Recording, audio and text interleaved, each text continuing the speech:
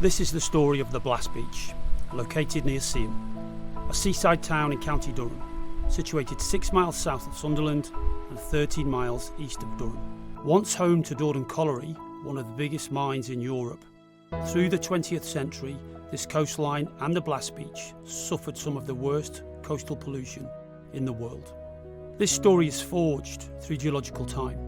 It starts 350 million years ago in the swampy forests of the Carboniferous period, before transitioning through the tropical seas of the Permian period 250 million years ago, and the icy wastes of the last ice age only 19,000 years ago. But today, the Durham coast is no ordinary natural coastline. It has some secrets to tell. This extraordinary, surreal, otherworldly coast is the product of industrial development and man's lust for coal in the 19th and 20th centuries. It's a damaged place, buried by millions of tons of waste. But nonetheless, it's a place of wonder, and mercifully, it's a place that's recovering thanks to Mother Nature.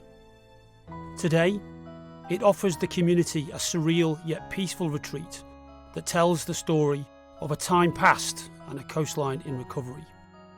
All that encounter the Blast Beach are influenced and inspired by the landscape. This film brings together East Durham Artists Network, local geologists and filmmakers from Sunderland and Durham Universities. This is a story of geological time, the era of mining and an inspired community. This is the story of the Blast Beach, digging deeper. My name's Dave Roberts. I'm a geologist. I work for the University of Durham. And I have a project within Seascapes which is called Reading the Rocks. And Reading the Rocks is all about trying to understand the geological evolution of the coast and the way in which our coast has evolved over the last few million years, right up to present. And of course, one of the reasons we're here today is because the local community here at Seaham is really interested in their coast, and particularly the Blast Beach, and that's a pretty special place. My name's Des Concert. I worked at Durham Colliery for 14 years, from 1977 till 91, when the colliery was closing down. Went off and doing other things. Strange environment working in a colliery. Stephen Dixon. I started Durham Pit at 71 and finished at 93. Stand on there was more or less inside the colliery grounds, and this is where the colliery waste would have been dropped off the edge of the cliff down onto a big pile, and they had big bucket machines that would move it out and put it into the sea. There was quite a sizable platform for them to work on, big earth moving diggers to drop all the stuff in. What's left of Durham Colliery is actually the skip shaft, where you can see the green pipe sticking out the ground there, and this is solely to remove colliery wastewater that comes from all over the coastal collieries. Durham Colliery is the low point of all these collieries, so the water naturally runs here and also runs to Blackall, I think, and I think they've got some sort of treatment place down there. Working at the colliery, something else fantastic. The men inside the colliery, the friendships you had and stuff like that. However, the working conditions was something a little bit different. Two huge shafts, two huge towers over the shafts. Biggest in the country, really. I think they were huge. Rails all over the place, rail tracks, noise, JCBs, trucks. The conveyor belt used to run from one of the washers and dump all the waste on the bottom, where the JCBs used to pick them up. There was coal wagons, there was a tippler. It was just immense. Lots of noise, dust and fun. So you had all the coal coming out, you had all the supplies coming in, and you had all the men coming in, and you had all the work going on. So it was a constant state of flux.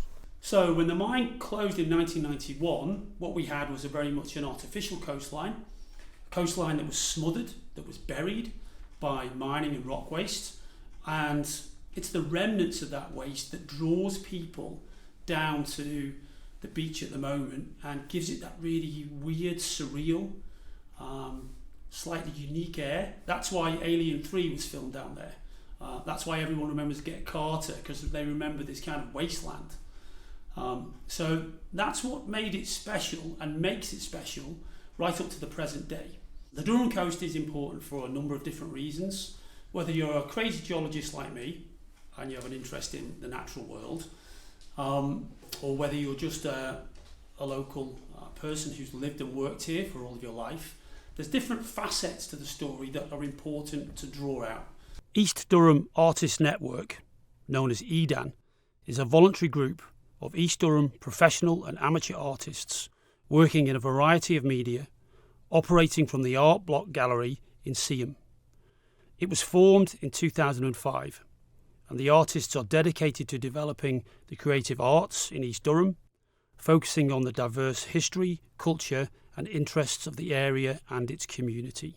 Well, I'm a local man. I was born not far from here, in a little mining village called Merton, about 2 or 3 miles away.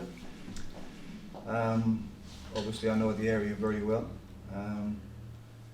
At the moment I'm very much involved with the art group. I have been for several years now, about 4 or 5 years.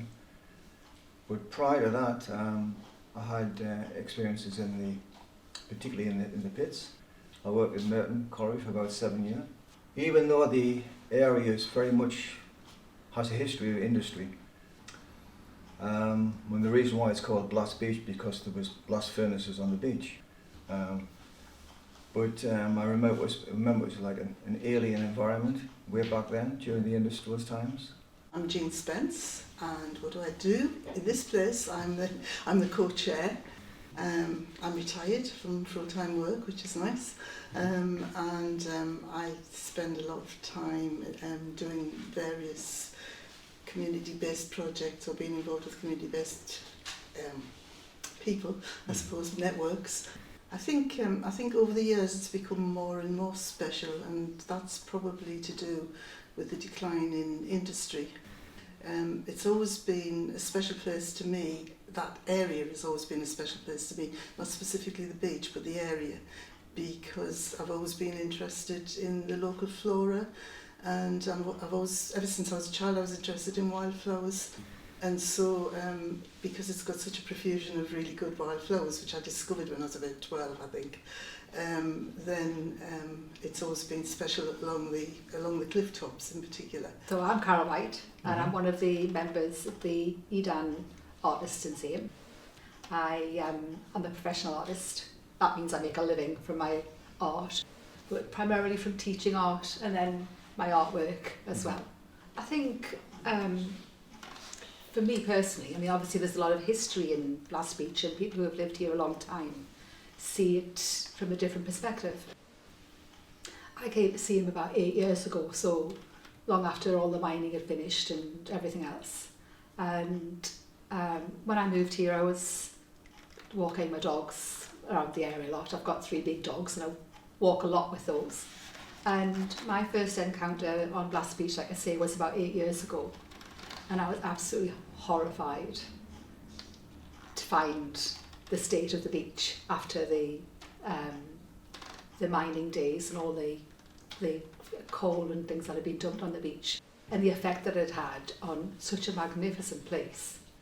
I mean, it's quite awesome, the scenery, the coastline, you could still, despite all the scarring, you could still see the natural beauty of the place. Probably built from the environment that's been produced, a cross between the scarring of the industry and the beauty of the nature coming through. There's 2 stories there, there's 2 sides of the beach, which is fascinating regardless of how you look at it, is a good thing or a bad thing. Well, I'm George Browell, and I paint mainly in watercolours, but also all the other mediums, oils, acrylics. Well, I mean, it's a famous place. It's in the film Get Carter, as most of us know. And I suppose at one time, not too long ago, it was a scene of devastation, but now it's been cleaned up. I'm Nita Pearson, and I paint and I embroider, and I've always enjoyed beaches. But to be honest with you, I hardly knew the Blast Beach. I knew of it, I've not heard a lot of history of it, but I hadn't actually been onto it until earlier this year. And when I did go onto it, I was amazed by the colour of the water, the pools of water. I mean, from sort of burgundy to red to orange. I mean, it was amazing. My name is Victoria Leeks, and I am a ceramic artist mainly, but I do printing and textiles.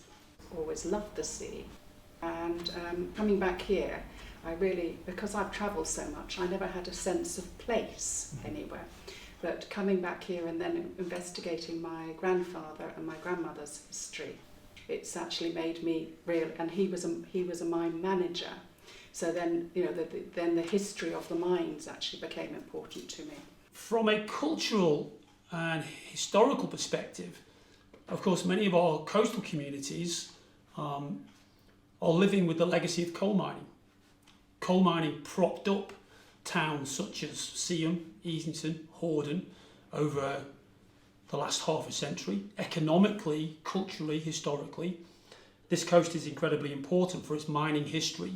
A lot of people won't realise that the Blast Beach is made of layers of mining waste that were deposited over the last half century. And yet as they walk there today and start to appreciate the beautiful cliff line, they won't realise that they're walking across decades of material that's been dumped on the beach. My name is Jack Seary Howard. I was a resident of Seaham, born in Seaham. Lived here until I was 17. I went off to art college and swore I'd never come back again because it was absolutely dire. Pits were closing, everything was closed down. Moved away, went to uni, taught art for 32 years, retired and came back here. Being born in Seaham, the coast has always been very special to me. In the summer holidays, whole days would be spent along on the beach. But as a child, the Blast was always a little bit mysterious. I'm called Angela Sandwith and I am a textile artist. Connecting the Blast to me, my uncle used to work at Durham. My granddad worked at Vane Tempest and I was never allowed near the Blast Beach, and it was always a mystery to me, what was there. And it wasn't until I was allowed there that I thought, how lucky are we to have this? Because I find it quite beautiful. The fact that we've got the remnants, we've got industry there, we've got the chemicals, the iron, and those beautiful pools of colour which are absolutely gorgeous but toxic. So to me, that it's the sight, the textures, the smell, the colours, the elements. Every day when you go on the Blast Beach, it's different. You can go on any other beach, and yes, you can find lots of interesting things, and you can walk on the beach and do the usual things that you do on a beach. But actually, the Blast Beach is so special because you've got so much going on in that space. You've got the magnesium limestone, which the colours are just so beautiful, and at different times of day, different things happen. If it's a low tide, a high tide, different things are happening all the time. It's an ever-changing landscape, and even more ever-changing when you actually see what's going on there, and know that in a few years' time, it's going to be totally different to what it is now. My name's Dawn Routledge. I'm from Yorkshire originally, not from around here. I'm from 5 generations of miners, and it's all about, really, the Blast Beach for me was about mining. And I first heard about it when I was helping my dad out. He had a pub in Durham. It was his 4th pub, I think, by then. And I came up to give him a hand, so I lived in Durham for a while. And all the miners that came into the pub used to talk about the Blast Beach. To get to the place was rather strange because you had to go through a tunnel, then under a bridge, and then down a very, very narrow cliff path which had fallen away in some parts, and you had to actually walk. If on a good day someone would have put a plank over the missing bit, so you had to walk the plank literally like a pirate. So it was you knew you were going somewhere that wasn't a beach. It was very strange. Once down there, of course, you could see that something really devastating had happened there. And I often go there and I think about what it must have been like to actually have been going there to work rather than just to walk, and what the contrast is between, especially on a cold morning. You feel it quite I feel it quite powerfully, a quite strong family feeling.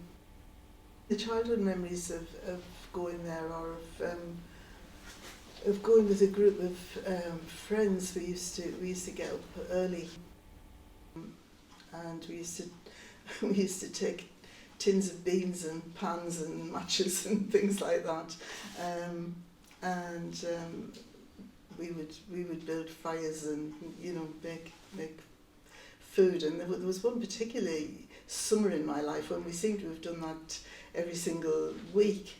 Then we used to go up to a little local cottage beside the quarry. Those cottages aren't there now, and get water.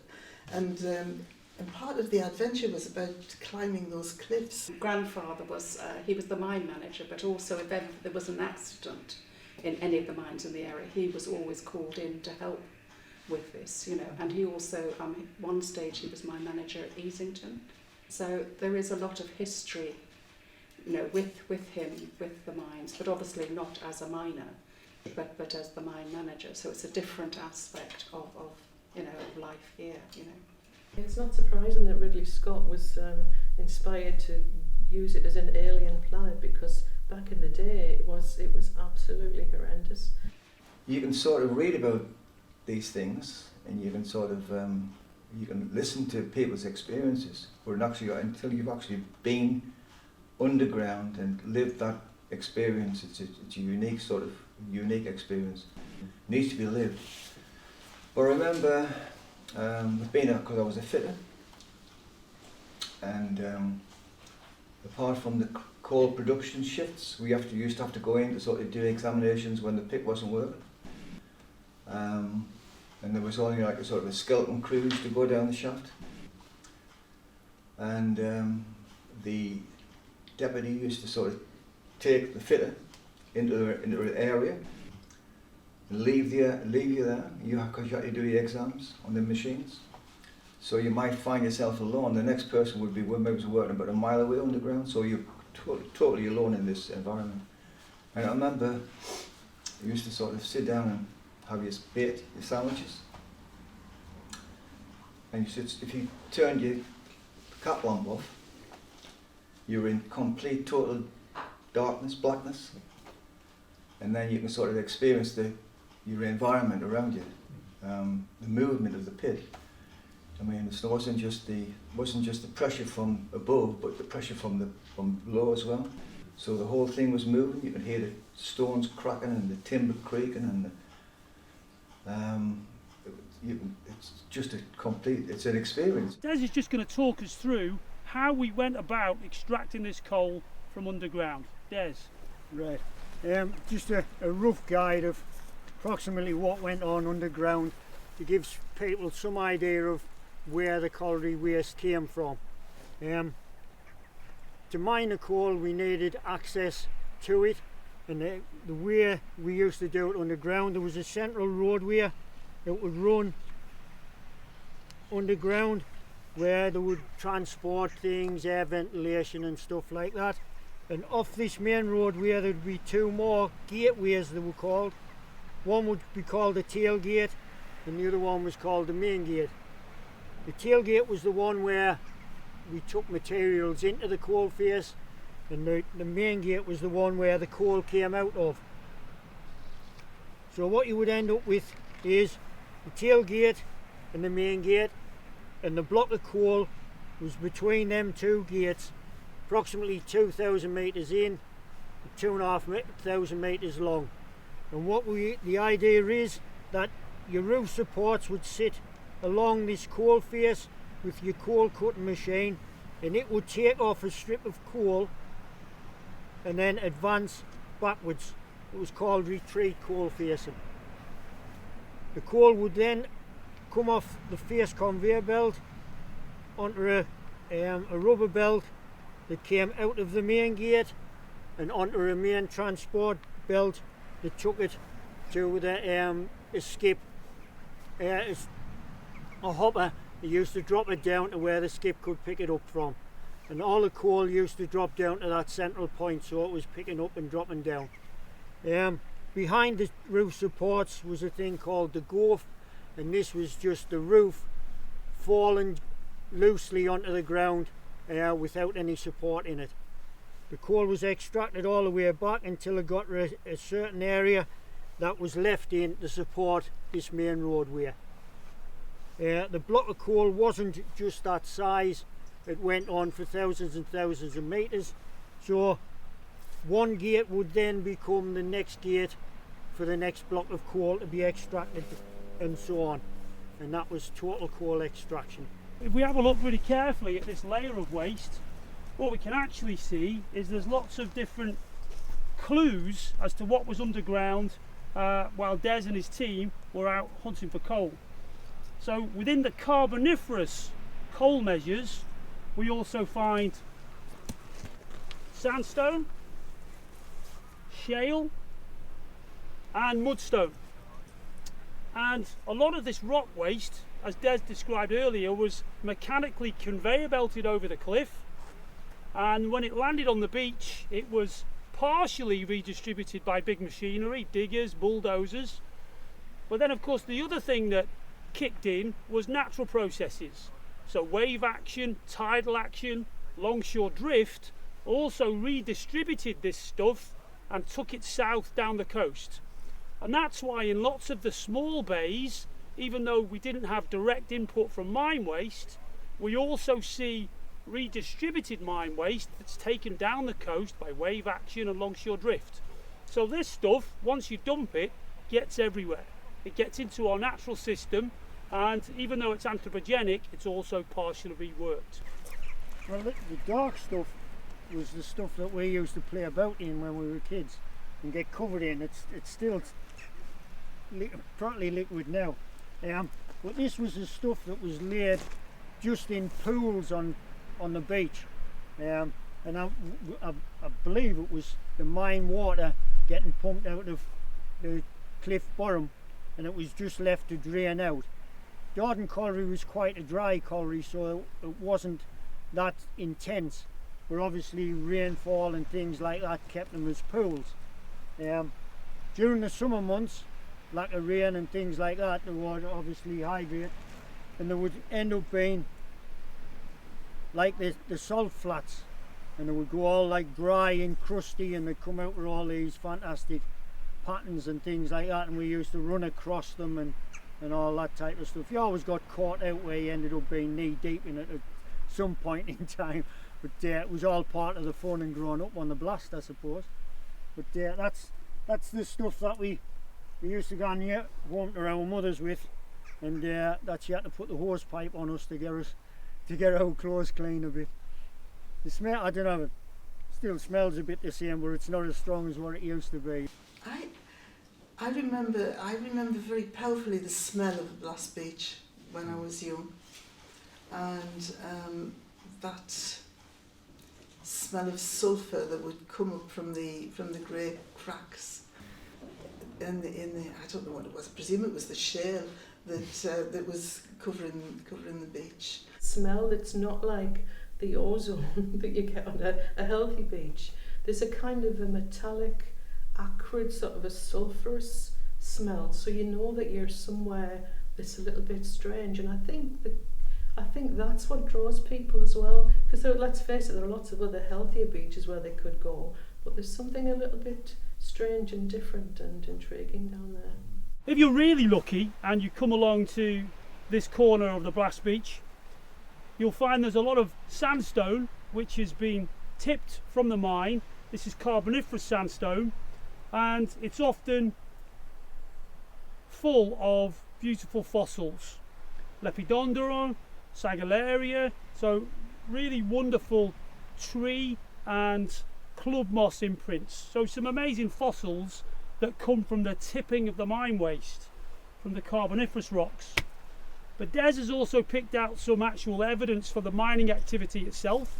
So some of the material that's coming up from the mine shafts once it's been used. So Des, what have we got here? Well, this bit is obviously part of a conveyor belt that would run for miles, transporting the coal to the hopper where it was picked up and brought to surface. These were stitched together with different types of things. Mainly what was used in our colliery was a nylon stitch, and Steve was going to give you a word on that. These are called EDAN nylons, and this is probably about 40 years old, and they're made of stainless steel. You can practically say they'll last forever. You can still find them along here, they've probably been there for 50 years. And they was in a machine, and it was a comb, and it clipped, and it held these conveyor belts together with a centre pin. But they're still not around now, and they're still very sharp. So just in case you're in any doubt whatsoever that this isn't a natural exposure, this is mine waste. You know, we've picked out evidence from the conveyor belts. Stephen's also picked up this. What's this, Stephen? It's a railway track, but it's a small railway track which you used to get supplies into the face. So you would lay a railway tracks. What was the gauge? About 2.5 feet or something? So 2.5 gauge, and put some sleepers down and move the track forward to get the supplies into a district. What am I going to be able to find on the beach? And I brought a few things in today. You know, loads of this. I've used this. I mean, my work is about a variety of things. My work's usually about something to do with the environment, and I collect these. That's a conveyor belt. You know, and I've got a huge piece in my studio as a rug, and this is great to paint on. I've taken it apart, done lots of work around these. I mean, they come in all shapes and sizes, and this was found on the beach. It's quite a kind of interesting thing to find on the beach. And we've got shoes. There are lots of shoes, lots of boots. This one I absolutely love. I have quite a few of these. You know, you're just suddenly walking along and come across a bit of boot, and it is quite fragile. Also, I have a lot of these. I have a project which is incubating at the moment, where I'm using these. I've used them in my work. I used to be a teacher, and the last 20 was training teachers in art and design technology, and a little bit of media as well that I did. And I used these extensively in the work that I did with my students as starting points, and to get students warmed up. You know, put one of these on the desk. Come on, talk about it. What do you think it's about? And some interesting responses. You know, and I've used my blast beach things in my work on numerous occasions. What bit of brush? Where's that been? Who had that bit of brush? Where's it from? Lots of artworks come from that. And then we've got a just beautiful piece of margline, which is absolutely glorious. These things wash out from time to time, and it's fascinating to think that there was a sort of Victorian or Edwardian tip there where these people's shoes, and it's particularly poignant when you find things that are miners' boots and so on, but you do get children's shoes as well. I've got really tiny ones that it makes you wonder who were they, did they live in Seaham, you know, that kind of thing. And it's fun to actually use them in your work too. This one was used in these prints I've been making recently, and after I took the garment apart, I realised it had been a pair of fisherman's trousers. It's probably come off a trawler or something, but these things, they carry their own history, and the surface patina is really fascinating. Probably more recently, the blast encapsulates a history that people have lost, so you can't avoid the history when you're on the blast beach, because the tide throws up the history all the time, endlessly. It throws it up, and so if you are looking at the beach, then you can see the history, and you can't avoid it. Well, the sea glass is one, that's for sure. But also it's called the Heritage Coast, isn't it? It's been reclaimed from the old devastation of the mines. Yeah. From an artist's point of view, there's the rock pools, not the rock pools, but the pools that are formed in the base of the cliffs. Yeah, when the tide comes and it leaves the water there. So you've got these pools, and there's vegetation of reeds and whatnot, and it all adds to the interest. And then you've got the lines of the strata. I've always been interested in the stratification. I'm inspired on a daily basis. Blast Beach is one of those places, I think because it's not such a, the beach itself, although the cliff tops get a little bit busy, the beach itself is not that busy. And there's not an awful lot of people down there, so it does, and I think that kind of, it has that like kind of a cove feeling, kind of locked in. And it just has that special, it has a special kind of emotion down there, a feeling. If you appreciate history, nature, just your environment, your surroundings, I think if you have some interest in there and appreciate it, then I can't see why anybody wouldn't be just fascinated by Blast Beach. Well, I love the Red Pool. Yes. I think most people do. And I think I did a few years ago, I did a piece about the Red Pool, which is in ceramics. I just find coastline fascinating. I've always loved watching the sea go in and out, anything where there's water. And this subject of the Blast Beach has always fascinated me because I've heard so many people talk about it, not realising quite what was there. It was this mystery thing that was fascinating but sort of industrial. Having had a life outside of Seaham, I was really curious to see what had happened down there, and I love the fact that nature is now reclaiming her own, you know, and I love this sort of coming together of industry and nature, and I love what nature's doing to the things that have been sort of buried there from the iron industry, the chemical industry, the glass industry. We've tried to tidy it up, but nature really is the best cleanser, and I love what the twice daily tides do to the rubbish. I love how it gets tumbled.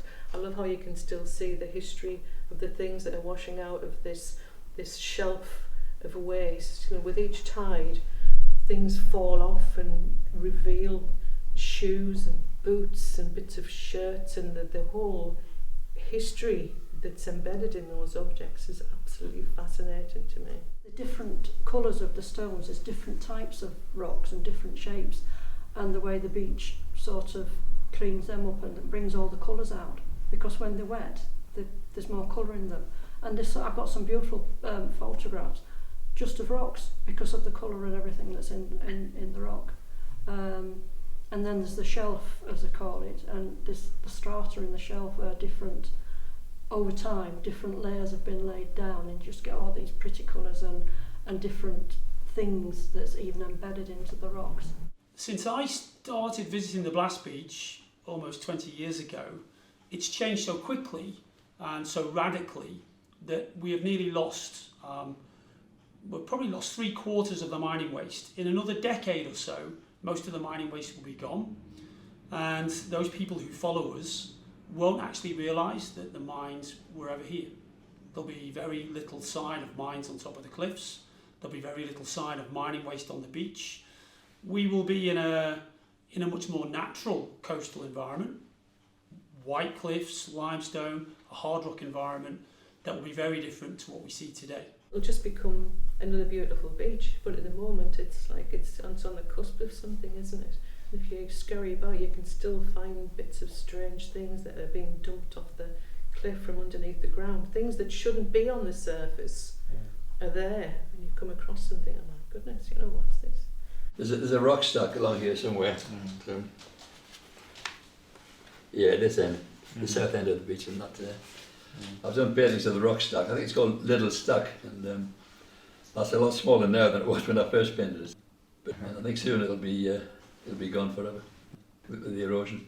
Watch the landscape change over time. The beach is an amazing place for watching changes. Post 1991, natural processes have begun to take that material back off the beach. There's also been some attempts to clean up the beaches. So we've had Turning the Tide in the mid-90s, which was a project to take anthropogenic waste and infrastructure off the beaches. We've had the evolution of Durham Heritage Coast, again, trying to improve access and clean up the beaches. And of course, here we are being part of the Seascapes project, which is our latest attempt to understand the beach, to help people understand their environment, to get people down onto the coast So we're starting to see Mother Nature, in terms of wave energy, longshore drift, removing all that waste, and the cliffs are coming back to life. So I guess if you're down there now as a local or a visitor to the area, you're starting to see what looks like a fairly beautiful, extraordinary white cliff line which is coming back to life. It's not quite the White Cliffs of Dover yet, but we're getting there. The Durham coast is a special place. Its geological foundations are spectacular, internationally important and extraordinary. However, the legacy of coal has impacted heavily on this coastline, leaving a grey blanket that has smothered and, ironically, protected our natural wonders and industrial heritage. Yet, while the marvels of the Carboniferous period lie hidden below sea level in the drowned mine shafts that run out to sea, soon the power of the ocean will remove the mine waste and fully reactivate the beautiful and spectacular Permian magnesium limestone cliffs.